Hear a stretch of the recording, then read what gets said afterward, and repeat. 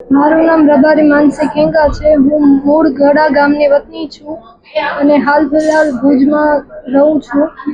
મને 12મા સાયન્સ પ્રવાહમાં એ ગ્રુપ સાથે 91.83% સાથે A1 ગ્રેડ મેં પ્રાપ્ત કરેલ છે.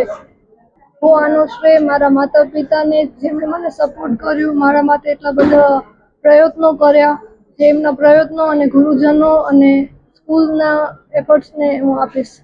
હું એન્જિનિયરિંગ બ્રાન્ચમાં આગળ વધવાની છું. મારું નામ ધ્રુવી રામભાઈ ભટ્ટ છે.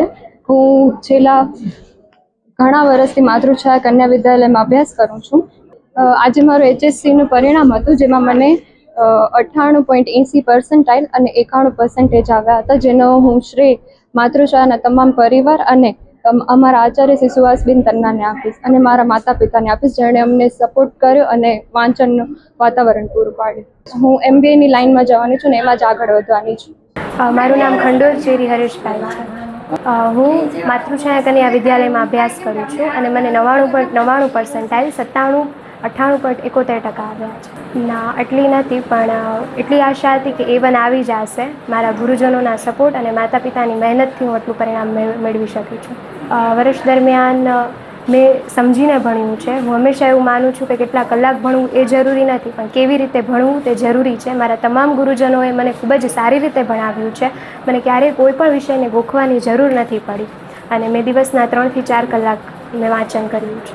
મારું કહેવું ખાલી એટલું જ છે કે એક લક્ષ્ય નક્કી કરવું ખૂબ જ જરૂરી છે. જ્યારે લક્ષ્ય નક્કી હોય છે ત્યારે કોઈ પણ વિદ્યાર્થી એને પૂરું કરવા માટે મહેનત કરે છે અને જ્યારે ગુરુજનોનો સપોર્ટ હોય, એમની મહેનત હોય, તો એટલું રિઝલ્ટ આરામથી મેળવી શકાય છે.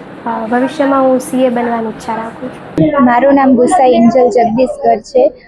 હું છે ને છેલ્લા 3 થી 4 વર્ષથી માતૃછાયા કન્યા વિદ્યાલયમાં અભ્યાસ કરું છું અને આજે મારા ધોરણ 12નું HSCનું પરિણામ હતું, જેમાં મેં 99.83% અને 94.57% પ્રાપ્ત કર્યા છે. એનું શ્રેય સૌથી પહેલે મારા માતા પિતાને, એમણે મને ખૂબ સપોર્ટ કર્યો છે, વાંચન માટે પૂરતું વાતાવરણ પૂરું પાડ્યું છે અને પછી હું મારા માતૃછાયાના તમામ શિક્ષકશ્રીને અને આચાર્ય શ્રી સુહાસબેનને શ્રેય આપીશ. એમણે પણ ખૂબ જ સરસ રીતે અમને વાતાવરણ પૂરું પાડ્યું છે, ખૂબ સારું શિક્ષણ પ્રદાન કર્યું છે અને અમારો પૂરી રીતે વિકાસ થાય એવી રીતે બધું વાતાવરણ પૂરું પાડ્યું છે. હું આગળના ભવિષ્યમાં CFA નો કોર્સ કરવાનો વિચારું છું અને એ લાઇનમાં આગળ વધવા માંગુ છું.